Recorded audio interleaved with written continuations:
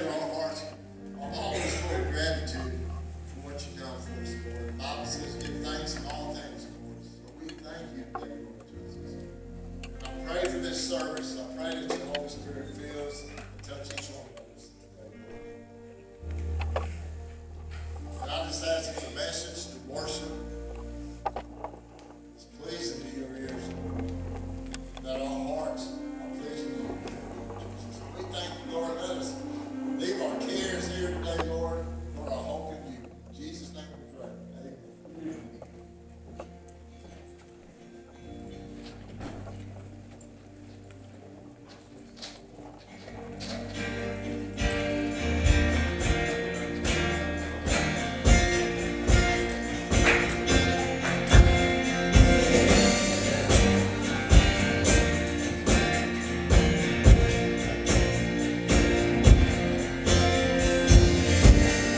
Nothing can separate, even if I ran away. Your love never fails.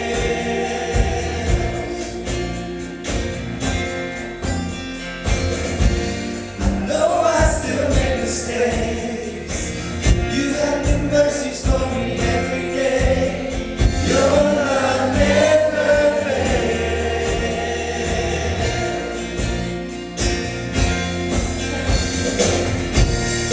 You stay the same through the ages.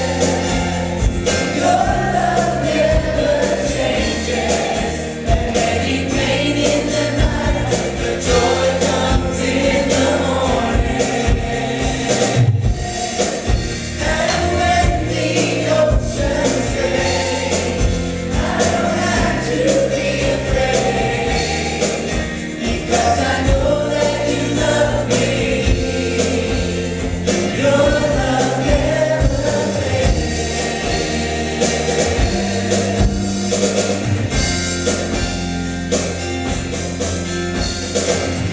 With the strong and the waters deep, I'm not alone here in these open seas.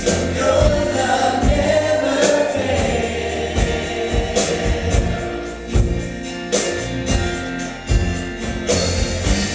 The chasm is far too wide. I'm never gonna get to the other side. Your love never fails.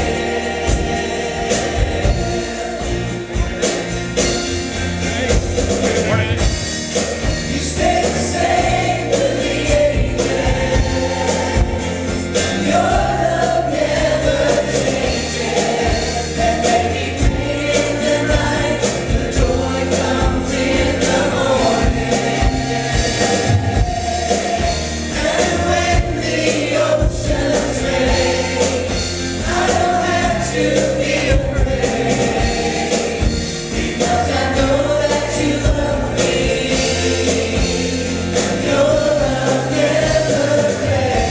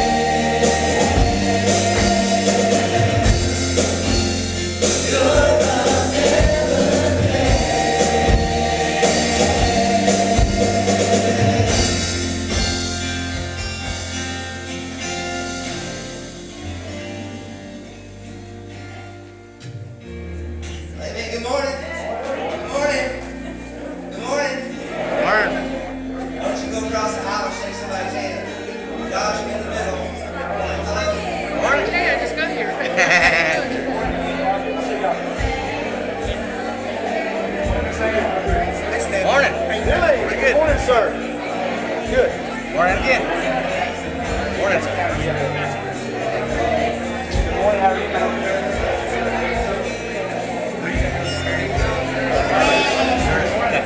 Make sure you guys know. If there's anything happens, you can give me 2 more. Morning.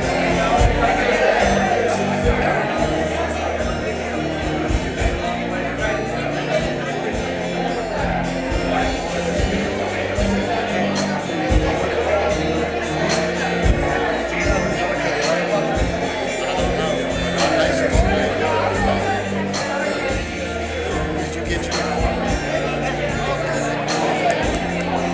I went and got it that Tuesday. Yes.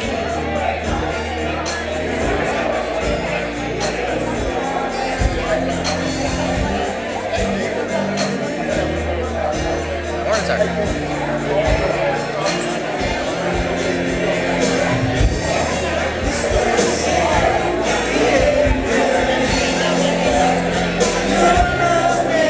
Morning, Alex. How you doing? Good. How you doing?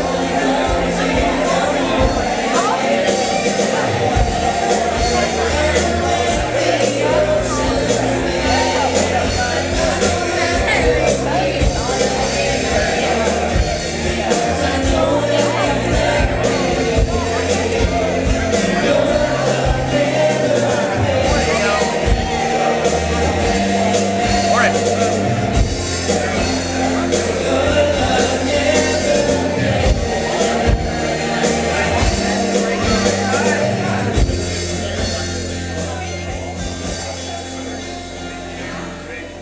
All right, give me a hand this morning. Well, welcome to the 9:30 service. And I will ask this, when we pray here in a minute for our offering, would you remember the 11 o'clock service? That's a good responsibility for us in this service, is to remember that service. And they're remembering you in the same way, and we're preparing for each other. You guys are just doing amazing things. Over the last month, since we went to 2 services, we've averaged the high side of our average every Sunday since then. And God's just moving. And last Sunday, with Matt Rogers here, was the biggest Sunday morning that I've seen in attendance since I've been here. So 139 here last Sunday morning between the 2 services. So God is moving and working. So we're grateful for that. Have a few announcements for you. A lot of them involve the youth. First one is the youth are going to, it's called the Hydrate Tour. It's at Sac High School on Tuesday night, and they'll meet here at 6 o'clock, and that's a pretty cool event that's being brought to this area. Also, Youth Life Group is tonight at 6 o'clock, and it's at Chris and Heather Cortez's house. If you need to know how to get there, you can get with me or you can get with Chris and Heather. And then, of course, they have their fundraiser going on right now where it's Kiss the Pig contest. The only person in this contest is Jonathan Jones. He said he was so dedicated to the youth, he would even kiss the park. No, they charge you out in the lobby and you make a donation. I'm in that, Randy's in that, Jonathan, and then Jamie, and I think there's some wives that are included in this. Jamie, mine and yours, I think. But you make sure you give it to that. Of course, the most money that you can put in Randy's or Jonathan's, the better. So, and then today is our deadline for Operation Christmas Child. If you've given boxes, or you want to give boxes, and you say, how do I pay the shipping? Well, if you didn't go online and pay the shipping for each box is $9. You can make a check to the church for the amount to cover your shipping, make that to the church, and then we'll write one big check to Operation Christmas Child and handle that. And so you make sure that you participate in that. Also, really, if you didn't get your boxes in today and you want to get them in, we'll give you a little bit. What can we do? Kenneth's on that. I think that our absolute last day, we have to have the end of next Monday, but we really need them in as soon as possible. So if you say, man, I really want to not forget, you go out today and we'll bring you Wednesday. But after that, I mean, there is no other time. One other thing, the Sister Time, the women's ministry here will meet at Southern Girl Coffee. Is that correct? Yeah, Southern Girl Coffee. Next Sunday at 2 p.m. And ladies, you want to be involved in that. It's a great way, number one, to meet one another, hang out with one another, and grow that ministry. I've never heard a complaint or a bad report about one of their events. It's always good. And so you be there for that. Would you just close your eyes for me this morning? Ushers, would you come forward? I want to encourage you to start doing something, and I know sometimes it's difficult to do, but to come with expectation. If you could this morning, you have your eyes closed. If you imagine pregnancy, there's an expectation, there's an excitement when the baby's coming. There's an expectation all through the pregnancy and an excitement of what it will be like. Who will it look like? What is to come? What will their traits be? What will it do for the family? The excitement just grows as the baby grows. And what I would say about church is, what if we came with that kind of expectation? That today was going to be our moment of breakthrough, whatever we were dealing with. Maybe today is the day. Or maybe we could just celebrate that today we're one day closer to the breakthrough and the promise that God has for us. It's an expectation of arrival. Lord, I pray for this offering this morning, God. I pray you to build your kingdom. Lord, I pray you would build your kingdom inside of us, God. And Lord, I pray that we could expand our thoughts about how we can serve you better and what we can see happen in this community if we would just give our lives to you, God, and then we would just serve you from a heart, God, that's just so grateful that your grace would pour out on us, Lord. And Lord, I pray today, Lord, that something would happen, that something would shift, God, in this room that would cause us to see you like we've never seen you before. And our expectation would become real in here as we saw your arrival. And so today, I know that there's people that are dealing with all kinds of things, sickness, disappointment. God, I pray you would be the God of all those things today. Lord, build this kingdom. In your name I pray. Amen.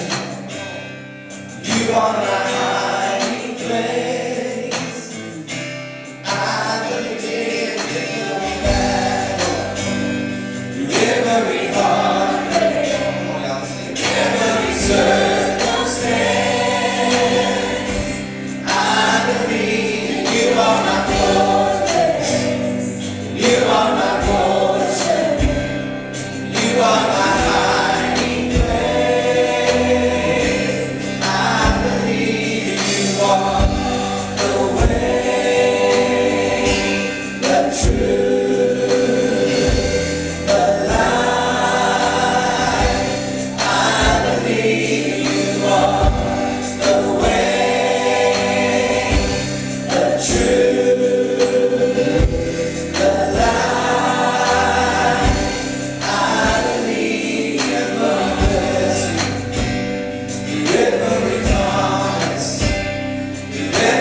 breath I take,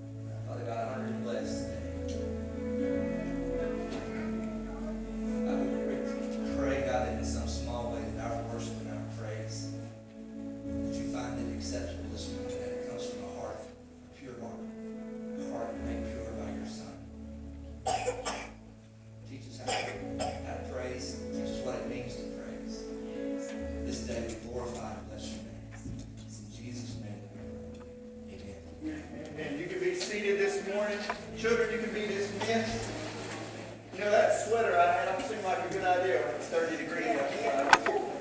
I had to shut that thing like skin this morning. Roll up my sleeves a little bit because I didn't feel like it was going to get any easier as I went on. Well, welcome. Aren't you glad you're here this morning? You could be anywhere, but you're here. And you made that decision, and I think that when you make that decision, it gives God a chance to work in your life. It gives God a chance to do some things that you've been needing done. And I'm telling you what, if you'll come with an expectation, you'll never leave disappointed. I found this out this week. A recent scientific study showed that women who have recently gained some additional weight live longer than the man who mentioned it to them. I don't know why that is, but that seems to be the statistic this week. I like that. So today what we're talking about is from moments to movement. From moments to movement. We're given a moment, an experience, and then what we do with that determines where we go from it. Rosa Parks was an activist in the civil rights movement, best known for her pivotal role in the Montgomery bus boycott. The United States Congress has called her the First Lady of civil rights and the mother of the freedom movement. On December 1st, 1955, the Montgomery, Alabama Parks rejected bus driver James F. Blake's order to relinquish her seat in the colored section to a white passenger after the whites-only section was filled. Parks' prominence in the community and her willingness to become a controversial figure inspired the black community to boycott Montgomery buses for over a year. The first major direct action campaign of the post-war civil rights movement. Parks' act of defiance and the Montgomery bus boycott became one of the most important symbols of the movement. She became an international icon of resistance to racial segregation. She organized and collaborated with civil rights leader Martin Luther King Jr. And Rosa Parks found herself in a moment, and what she did forward from that moment began a movement. This is your moment. I don't think we realize that. I think we spend so many days just trying to get through them that we don't take advantage of the moment we've been given. We don't fully execute when we should. All the time we're presented with opportunities, chances to impact, chance to grow God's kingdom, but we don't move. And when we don't move in a society that doesn't know Jesus, they don't see Jesus, therefore there's never a change. So in my life, what I'm supposed to do is I'm supposed to actively have a radar up that recognizes the moment so that God can begin to move. Oh man, moments reveal our calling. The eaglet does not fly until the moment it's pushed from the nest. In that moment of terror, it realizes that it was meant for movement.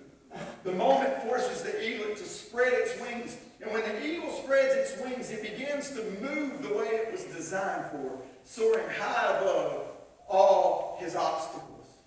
A rock, it gains momentum as it's pushed to the edge of the hill. But if it's not pushed or moved, it sits still. A rock that is still has little to no impact. But a rock rolling downhill is difficult to stop, and it creates its own path. But the rock's moment occurs when it's pushed into motion. And so I would ask you this morning. What is your moment that you're living in right now producing in you? And what is your moment forcing you into now? Your moment. It's whatever you're going through right now. It's whatever's happening right now. It's whatever you're going to step out of here and step into. Maybe there's a moment it's defining in your marriage right now, and you have a choice to decide, what am I going to do with it? Am I going to sit back and let my marriage die, or am I going to walk forward in Christ and stand up and lead my marriage from a position that Christ would be proud of and love my mate even when they don't love me? Or, hey, there needs to be excitement in my marriage. I sure wish my mate would do something. How about I do something to create the excitement? I can be the catalyst for change.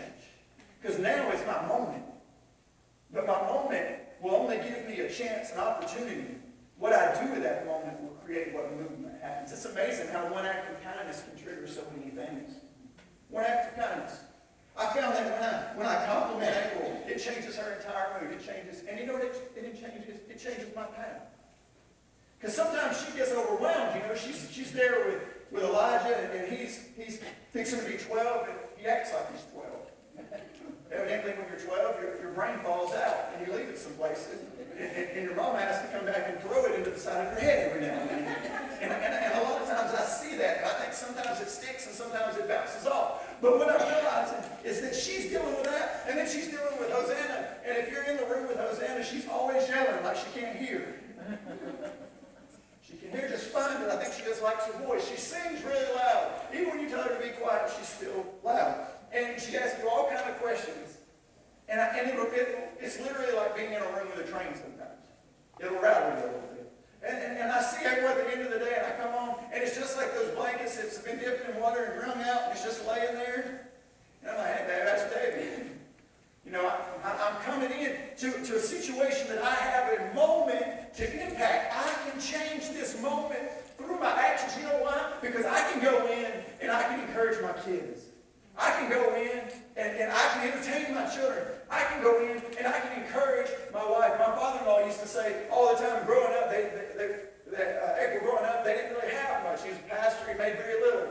And they would take vacations, and he would literally go broke during these vacations, but he felt like they were so important, he would do whatever it takes. He said sometimes we just had enough money to get gas to go home. But he said it was so important for us to spend time together. And he said, and I always felt like it was my job to make it fun. Don't you love it that somebody would be that mindful? He's not thinking about himself. He's not thinking about how can I have a good time. He's thinking, how can I make my moments with my children awesome? And he would do whatever it takes to do it. He's still that guy. He still wants to make all things fun. See, he chooses his moment. See, there's growth in pain. Unfortunately, we grow the most during pain. We learn the most during pain. If everything's easy, it's really just good to coast. And then what's funny is there's triumph through scary seasons, too. I can look back at my life and see where things have taken me. And unfortunately, all the ones that really produced great qualities in me were things I hated going through. But it did that. Let me tell you another secret. This church here is not Matt's church. My name's not the title. This is our church. Look around. I want you to look around this morning. Just look around at all the people that are here this morning. I mean, literally, look around. Look at your neighbor. This is our church. And you know what? This is our mission. And out of all of history, from the beginning until now, this is our moment. And if this is truly our moment, the question is this: when will we begin our movement? Because it's really easy to do this every Sunday. There's no movement to that. There's no action to that. There's no passion to that. We come to church, we sit through, we go home. We come to church, we sit through, we go home. When are we going to start coming to church to be the church and not coming expecting me to give you something, but coming to bring something to the table to say, hey, you know what? I've got this idea. If we take this idea, we can go out there, and that guy who hasn't been coming, he'll come now. And I can take this right here, and that kid over here who hasn't had anything, he can have something. And you know what? I can take the knowledge and the love that Jesus has given me and the grace that he's given that's covered all of my life, and I can take it out there. And you know what? I'm going to take this moment that Jesus has given me because I got this idea that I've got all this time in the world, and we're standing around, and we're thinking that we've got all this time, and this is time. Let's see if I can get through this without breaking something. We've got all this time, this is our life, and then we think, oh, I've got all of my life in front of me. What we don't understand is some of us have this much, and some of us have this much, and it has nothing to do with our age. So there's your moment this morning. What are you going to do with it? And I ain't even got any scripture yet. Oh, my goodness. Let me tell you, every moment of God, every movement of God begins with a moment with God. And God delivers the moment, but you determine the movement. Let me show you. Luke 5. Starting with verse 1. One day as Jesus was standing by the lake of Gennesaret, the people were crowding around him and listening to the word. And he saw at the water's edge 2 boats left there by the fishermen who were washing their nets. And he got into one of the boats, the one belonging to Simon, and asked him to put out a little from the shore. Then he sat down and he taught people from the boat. And when he had finished speaking, he said to Simon, put out into deep water and let down the nets for a catch. And Simon answered, Master, we've worked hard all night and haven't caught anything. But because you say so, I will let down the nets. And when they had done so, they caught such a large number of fish that their nets began to break. So they signaled to their partners any other boat to come and help them. And they came and filled both boats so full that they began to sink. Have you ever caught so many fish that the boat sank? I'm telling you, with the catches that I have, I wouldn't sink the boat. Wouldn't even sink the net. When Simon Peter saw this, he fell at Jesus' knees and said, "Go away from me, Lord. I'm a sinful man." For he and all his companions were astonished at the catch of fish they had taken. And so were James and John, the sons of Zebedee, Simon's partners. And then Jesus said to Simon, "Don't be afraid. From now on you will fish for people." Look at this, verse 11. So they pulled their boats up to shore. They left everything and followed him. Why? Because moments can determine movement when we decide to move upon what God is doing. Here's Simon. He's a fisherman. This is Simon, who's later called Peter. If you're not familiar, he's a fisherman. His life is all before him. He is tired. He's fished all night. And what he doesn't realize as Jesus steps onto his boat is that he is standing on the edge of a moment. His first option is this: will I be obedient in this moment? Jesus says, "Cast your nets." And Peter responds, "We fished all night. But since you say so, Master, I'll let down the nets." See what happens in your moment? Obedience creates an opportunity to transform your moment into a movement. A lot of times it's just, will you do that? I've seen things totally shift before just because God said, "Hey, will you go pray for that person across the parking lot?" And you go over there and you say, "You know what? I don't know what's going on with you, but you feel like God said to pray for you." And they'll just go, "How did you know?" Or maybe they'll start crying. Or they'll say, "Man, I really needed that." But what I understand is if I get in my car and I ignore that, if I ignore that moment, I squash that movement that God wanted to do. Not that he can't do it through somebody else, but he wanted to do it through me. Jesus, he would provide a miracle. And Peter would catch so many fish that the nets would break and the boat would sink. Peter sees the miracle and power of Jesus. And in light of the Almighty, Peter does what all of us will do when we see the glory of God. He realizes how unworthy he is. Haven't you been there before? See, many people can't move past the moment. You know why? Because they can only see their weakness. They can never see their worth. So they can't get past the moment because God's saying, "Go, go, do, go." And he's saying, "Here's your chance, here's your chance." And they go, "I can't do it, God. I don't have that. I can't do that. I don't see myself that way." But the thing is, Jesus saw it in Peter, and Peter chose to respond, and his obedience created an opportunity for him. Jesus comforts Peter. He says, "Don't be afraid." And then what's interesting is after he comforts him, he commissions him. "You're going to go out. From now on, you're going to be a fisher of men." And he says, from then on, Peter would be, what's great about it, when the moment begins a movement, it just starts creating its own pathway. And what I've learned about that is from then on, Peter would be a major part in the story of Jesus and in the growth of the church after Jesus' ascension to heaven. What's awesome, though, about Peter, and I love to say, we look past this. We look at the disciples, we hold them way up here. Oh, they were just these great, godly beings, and they were. But it didn't start out that way. He was an average guy. He was a fisherman. But he was given a moment. And that moment became part of the greatest story ever told. What's interesting about Peter's movement is after his death, it still thunders through all eternity. We're still talking about Peter. Why? Because he chose to cast his nets off the boat. What's happening in your moment right now that you can be obedient in? That God's going to use to bring glory to his kingdom and is going to use to transform you. What I've also found out here, every movement of God begins with a moment with God, but I've also found this out, is that movement will begin either through inspiration or through desperation. Movement either begins through inspiration or desperation. Peter moved out of inspiration after seeing the miracle that Jesus performed on his boat. In the next story, the lady is moved by desperation. Unfortunately, what I found out too is the only way some people ever come to Jesus is after they've hit rock bottom. When there's no other way, then they'll call out to him. It's a desperate move. They're like, "I have nothing left. I've just got to go." Well, what I love about desperation moves is this, as we talked about it, is rock bottom is a great place to build foundations. When you've got nothing left, you've got nothing to stand in your way. When you've got no hope, there's a great place because you have nothing holding you back. Flip over to Luke chapter 8. Luke chapter 8, starting with verse 43. And a woman had an issue of blood for 12 years, which had spent all her living, in other words, all of her money, upon physicians. Neither could be healed of any, and came behind him and touched the border of his garment. And immediately her issue of blood stopped. And Jesus said, "Who touched me?" And when all denied, Peter and they that were with him said, "Master, the multitude throng thee and press thee, and sayest, Thou, who touched me?" And Jesus said, "Somebody hath touched me, for I perceive that virtue is gone out of me." And when the woman saw that she was not hid, she came trembling and falling down before him. And she declared unto him before all the people for what cause she had touched him, and how she was healed immediately. And he said to her, "Daughter, be of good comfort. Thy faith hath made thee whole. Go in peace." It was a moment of desperation.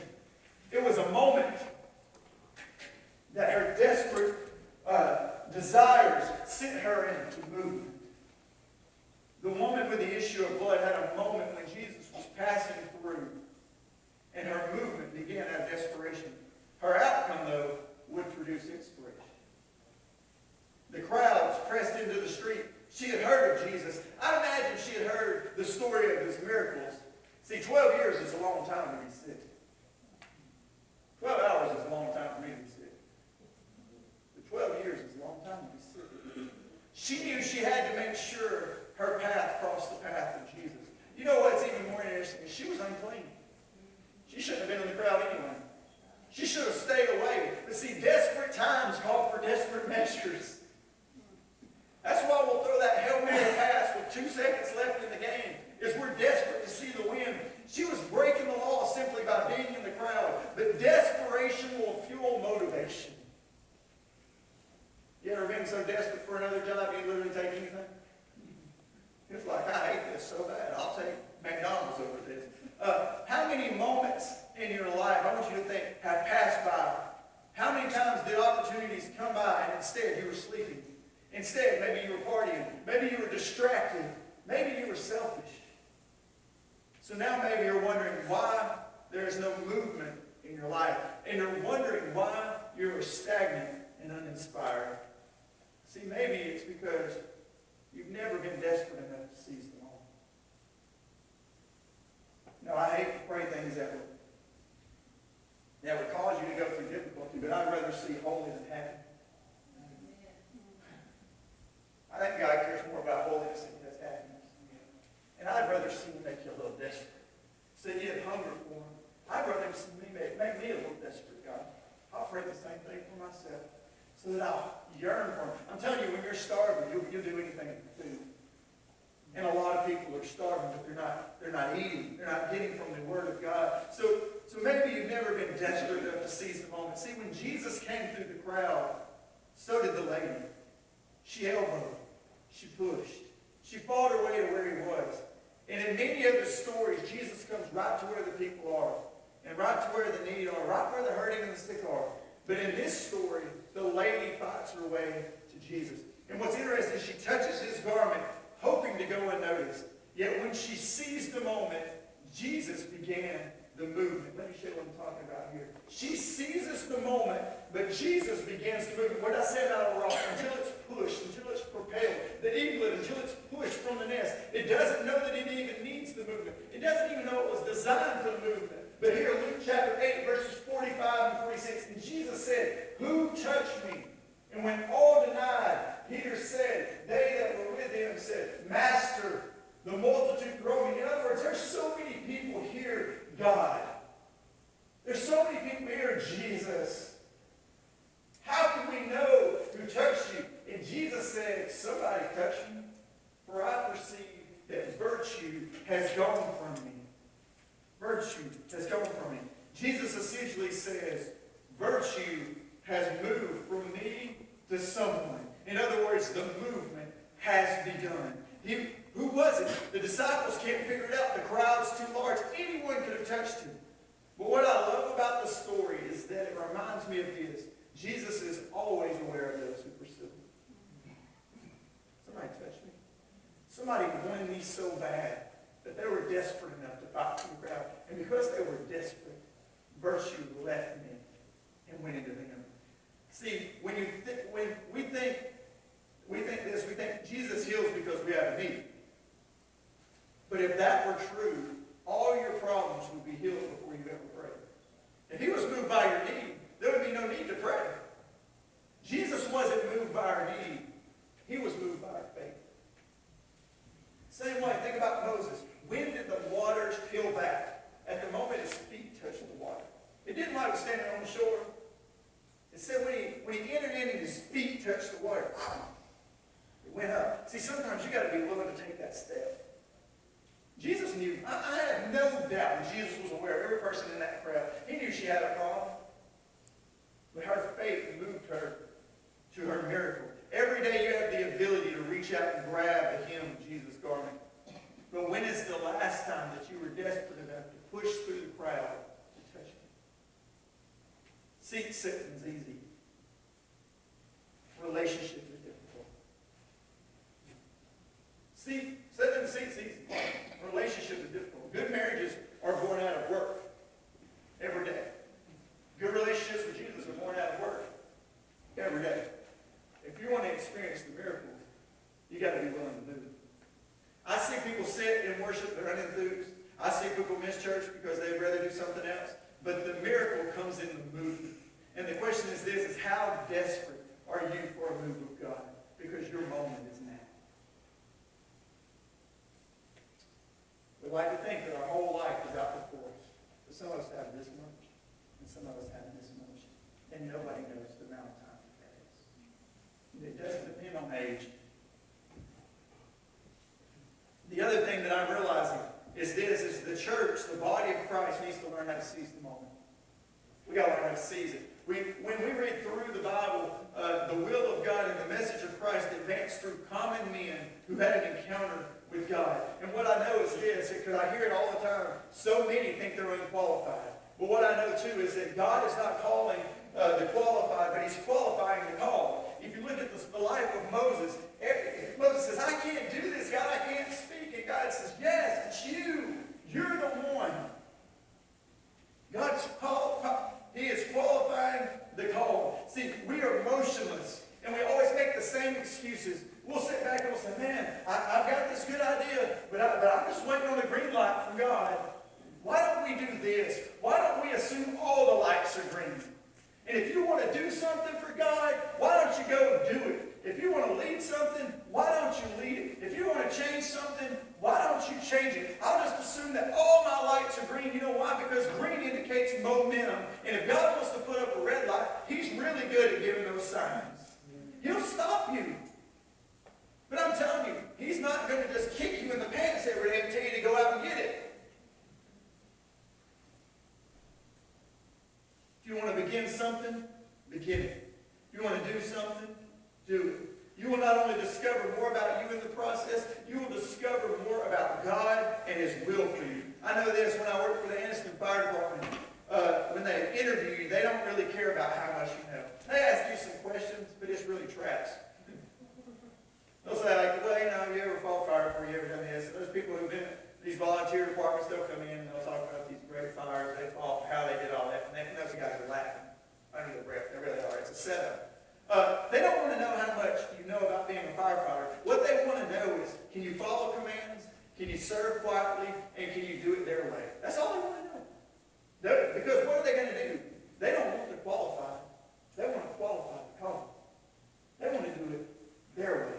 They want you to do it their way. See, what I found is if you already knew everything, how could God pour into you to form the person that he wants you to be? If I'm full up and I already got all the knowledge of God that I'm going to get, and I'm just walking around with my chest puffed out, ready to quote 17 scripture at you every time I turn around, what good is that? How can God form me into what he wants me to be if I've already formed myself into who I'm going to be? You know, sometimes we got to be mobile. And I know the older we get, we hate change, but the thing about it is that if I don't let myself be open and workable for Christ, how am I ever going to know that I'm truly doing what he wants me to do?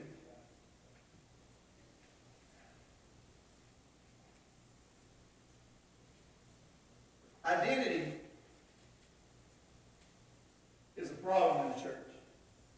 But what connected with destiny. How you see yourself often determines what you accomplish. I've known guys who weren't very big who thought they could fight an army, and they did. And they had a reputation for doing things that seemed impossible. David, in the Bible, knew who he was.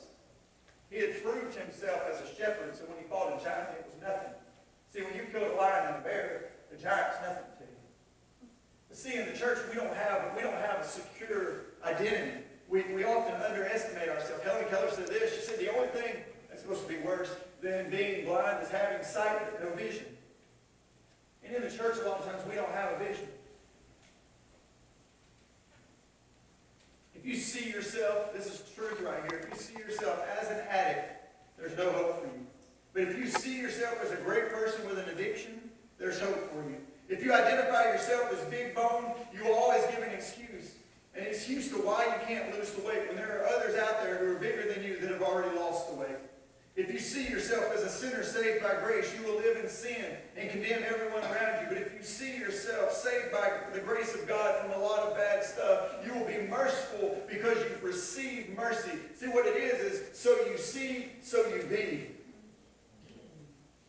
So you see, so you be. And what Jesus did when he tried to do with his disciples is he tried to pull that out of them so he could find his disciples called. And Peter, like if you look at the life of Peter, Peter's parents, we talked about this before, but they named him Simon.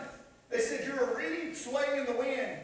And Jesus said, no, you're Peter, you're the rock, and I'll build my church upon you. And what I found is the most successful thing that the devil could ever do to you is convince you that you are less than what God thinks you are. Because insecurity stops people from transforming moments into movements. That's why it's so hard to talk to a kid whose parents have constantly put him down. It's so hard to bring him out. Hey, Jamie, you got a guy that's playing ball for you or something, and his parents have always put him down, told him what he can't be. He could have the biggest muscles and the fastest 40, and he can't get nothing out of it. Because why? The problem is in here, not in here. And in the church right now, what we have is we have people, and there's no problem with what they could accomplish if they would only allow God to do it. The problem is they can't believe it in their mind long enough to accomplish it. And Jesus had a way of taking that out of people. He said, Simon, you're not going to be a reed swaying in the wind. You're going to be Peter, Petros, Petra, bedrock, meaning the rock. You're going to be something firm. And so these voices that tell you that you can't, that tell you that you never will, that you're not good enough, that you're not smart enough, that you're not bold enough, what you've got to do is you've got to identify the enemy's voices because those voices are not from God. It's quiet. You know what also I found? When I walk in my calling, I'm already defined. When I walk in my calling, I'm already defined. What does that mean? My definition is not of me, it's in me. I am defined not by who I am, but by who is living in me and working through me. It doesn't matter who I am, but it matters who's in me. So I already know who I am. I just have to remember who he is. Confidence doesn't have to come from me knowing who I am. I gave up who I am long ago. Confidence comes from me knowing who he is. Look at this verse here, Romans 8:37. No, in all these things, we are more than conquerors through him who loved us. We're more than conquerors through him. So I'm not more than a conqueror on myself, but when I consider who is in me, I am more than a conqueror through him. So no matter what situation that I have to battle, I have something to battle it with because inside of me lives somebody who has overcome death, hell, and the grave. And I'm glad for that. And when I walk in that, I realize that all these things are possible because he says they are. We're saved by grace through faith, not by my own work. So I will not boast in my own ability. I will boast in his ability. Why? Because my ability lets me down. My ability lets others down. But my confidence in who he is builds me up. And when I walk in it, it builds others up as well. Because I don't talk to them from the point of their shortcoming. I talk to them from the point of who Jesus says they are. And that's how you have to speak to your children. That needs to be how you speak to your spouse. You need to be strong enough in your walk with God that you can look at them and you can't see their shortcomings, but you can see who God says they are, and you can pull those qualities out of them. I've seen kids who thought they couldn't do nothing, but a little bit of encouragement, next thing you know, they're home run hitters.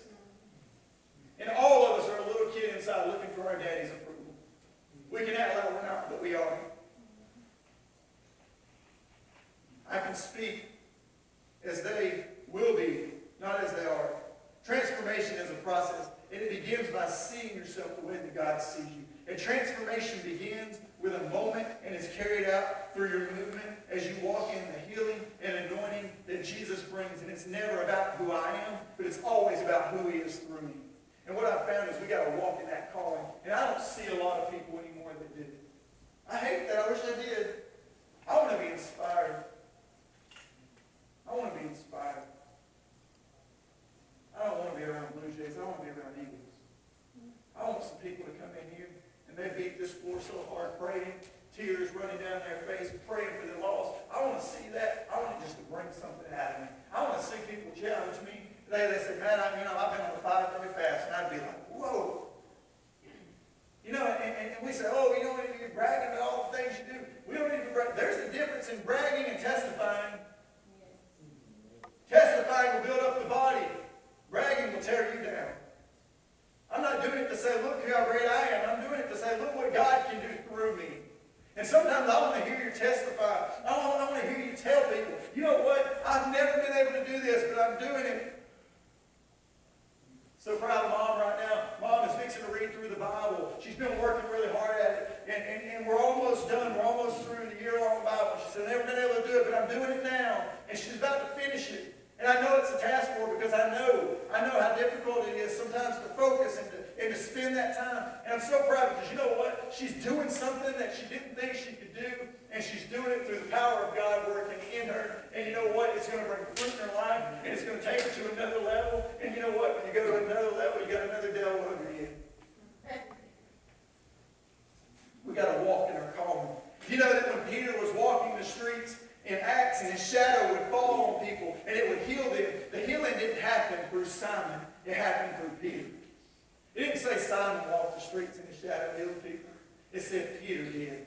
It didn't say the reed swaying in the wind. No, it said the rock did. He understood who he was by then. And you know what? Once you understand who you are, you can walk in it.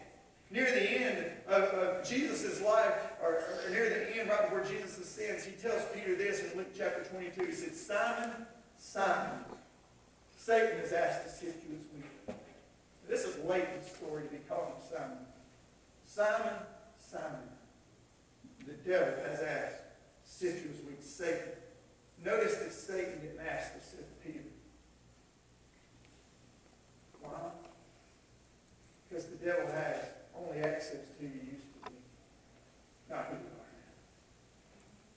now. Not who you are now. If you'll hide yourself in who Jesus says you are, then he cannot touch you.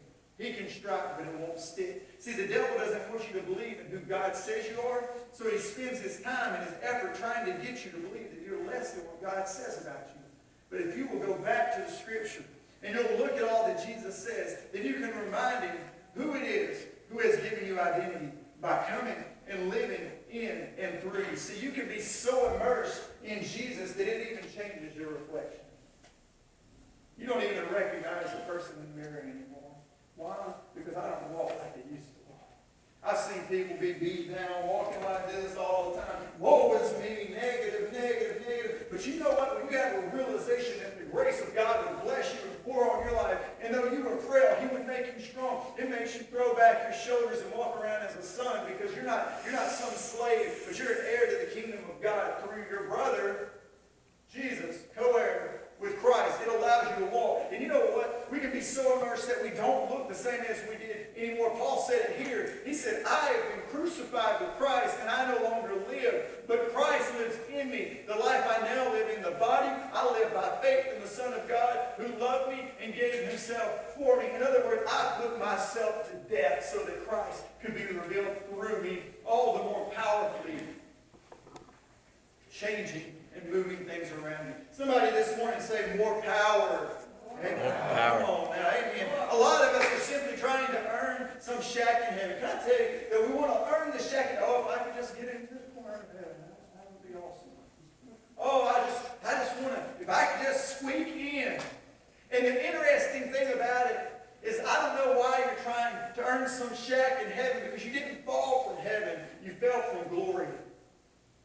So why are you spending all your time trying to get back to heaven? Look here, Romans 3:20, for all have sinned and fall short of the glory of God. It doesn't say that you've fallen short of heaven. I believe God would rather you work to restore the glory of the relationship he had with man before man sinned than for you to try to earn your way into heaven. Wouldn't it be better? Wouldn't church be better if people wasn't working so hard to get to heaven, but they were working so hard to get right with God? It ain't about squeaking in. It's about knowing who you love. He's already sent his son Jesus to make a way for us, yet so many are running from him. It's sad we spend so much time playing hard to get with someone who's really just trying to love us. And you need to be willing to sacrifice where you are now for where you want to go. Could you say yes in this moment if you knew it was going to take you to the greatest joy of your life? See, I hate driving. Or I do. I drive all the time, but I hate it. But you know, it's funny, when I'm driving and I know the beach is at the other end, I drive pretty happily. I'm driving out there smiling. I'm all for it, waving at people, whistling, listening to music. You know why? Because when there's purpose to your movement, your perspective changes. And some of you need to realize that your day-to-day grind is not just a day-to-day grind, but there is a purpose for what you're doing. And the reason that God has you where he has you is to impact the area that you're at. And we think of that only Christian jobs are missionaries, preachers, and all these other things. But every day we're missionaries to wherever we are. And God's planted us like a spy into another kingdom. We have a purpose. Let me tell you, don't get stuck in the recovery of your life. Get stuck in the discovery. The recovery will come naturally when you discover who God created you to be. Moments begin movements. And if you're tired of sitting still, surrender this moment to Jesus and watch for that movement. We'll take you. Let me show you one more example. The Lord said to Abram, go from your country, your people, and your father's household to the land that I will show you. I will make you into a great nation, and I will bless you. I will make your name great, and you will be a blessing. I will bless those who bless you. And whoever curses you, I will curse. And all peoples on earth will be blessed through you. So Abraham went, as the Lord had told him, and Lot went with him.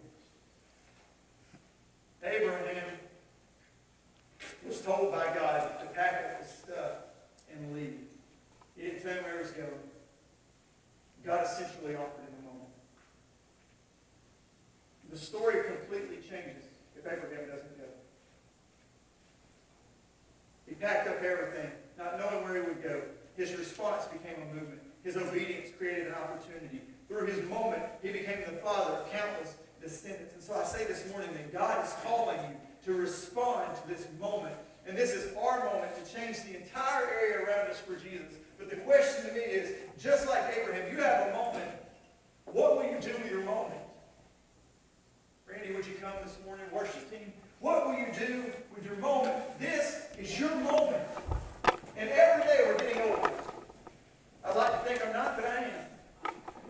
And every day my moment is getting shorter and shorter and shorter and shorter and shorter. And there's going to be a day where I'm not able to stand up here and preach anymore. There's going to be a day where I'm not able to do the things that I'm able to do right now. Right now I feel like I can do anything. I'm healthy. I do what I want. I can go where I want. I'm strong. I can move. I can do. My mind is clear. But there'll be a day where that's not the case. And so why don't I take advantage of the moment that I have now and say, you know what, guys, get on my back because we're fixing to go somewhere. Because I'm not going to let this moment keep me from my movement. I'm going to let this moment determine my movement. And I wonder if God's talking to you this morning and you've been holding on to some things and you've been saying, you know what, I just can't do it. Lord, I've got this in my life right now. I've got this secret sin. I'm not capable. And God said, you know what? You let me tell you what you're capable of. Let's stand together this morning. As they play this morning, I want you to ask yourself, God, in my moment that I'm living in right now, how can I make sure that I put myself to action? How can I take advantage as a husband, as a father, as a co-worker, as a friend, as a kid, as a student, wherever I am in life, life is there with you. As they sing this morning, I pray that you would say, God, use me. Use me. Help me inspire people around me. You are my joy.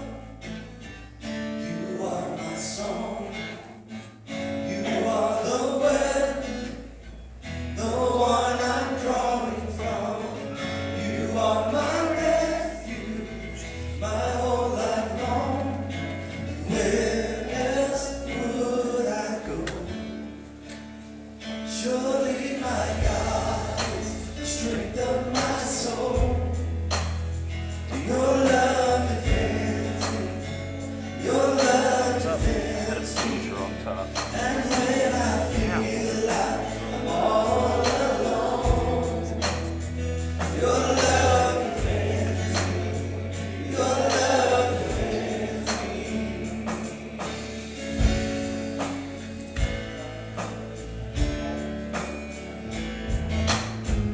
Day after day, and night after night, I will remember you're with me in this fight.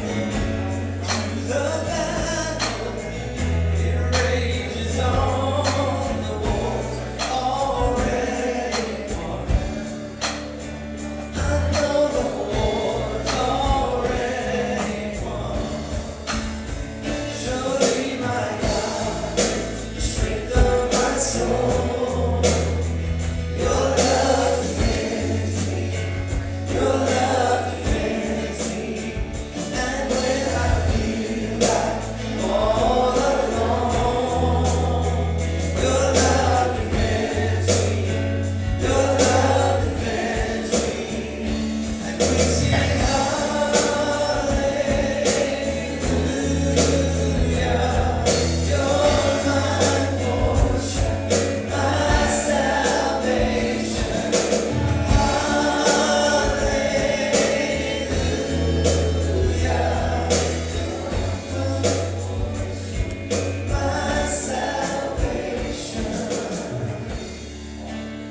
surely my God is the strength of my soul. Your love defends me. Your love defends me. And when I feel like I'm all alone, your love defends me. Your love defends me. Surely my God is the strength of my soul. And your love defends me. Your love defends me. And when I feel like I'm all alone, your love defends me. Your love defends me. Every head bowed, every eye closed this morning across the room. If there's somebody that say, Pastor, remember me when you pray. I want to take advantage of this moment. If that's you this morning, would you lift your hand? No one looking around. Yeah, I see that. I see that. Several hands around the room. You know what you, let me just say to those of you who raise your hand and those of you who haven't, God's got you. He's got you.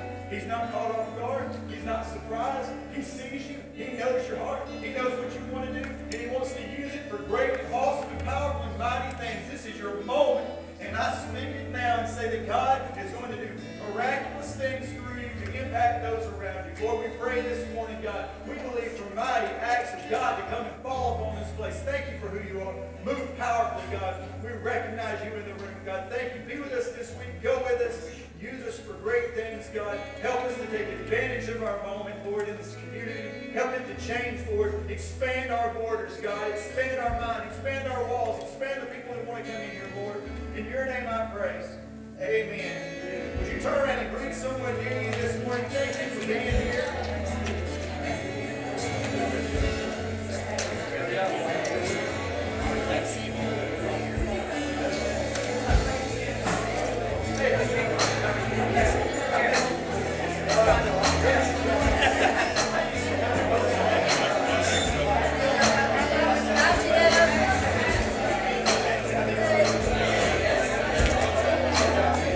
George is taking you guys home.